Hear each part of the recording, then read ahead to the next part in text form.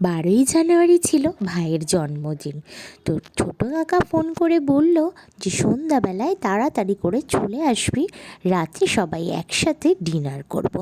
তো আমরা ভাবলাম, তাড়াতাড়ি করে গুছিয়ে রেডি হয়ে চলে গেছিলাম বিকালই ওই বাড়িতে। কেন কি, ভাইয়ের যেহেতু জন্মদিন, আর কাকা তো নিমন্ত্রণ এমনিই করেই দিয়েছে, আর না হলেও আমরা সবাই মিলেই একসাথে সব কিছুই সেলিব্রেশন করে থাকি। আর শীতের ঠান্ডায় রাতে ছাদে যেহেতু আমরা রান্নাবান্না করে খাচ্ছিলাম, মানে পিকনিক ফিলও হচ্ছিলো, আর ভাইয়ের জন্মদিনটাও সেলিব্রেশন হয়ে গেল। তো প্রথমে কেক কাটিং করে সবাই খাওয়া দাওয়া করে নিচ্ছিল, তারপরে এদিকে রান্না হচ্ছিল বিরিয়ানি, চিকেন চাপ, চাটনি, পাঁপড়, মিষ্টি, পায়েস।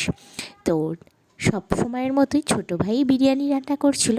ছোটো ভাই বিরিয়ানিটা খুব সুন্দর বানায়, আর যেহেতু রবিবারই ছিল, ভাইয়ের ছুটি ছিল, সেই জন্যেই আমরা স্পেশাল বিরিয়ানিটা খেতেই পেরেছিলাম। তো ভিডিওটা ভালো লাগলে লাইক, কমেন্ট, শেয়ার করো। টাটা।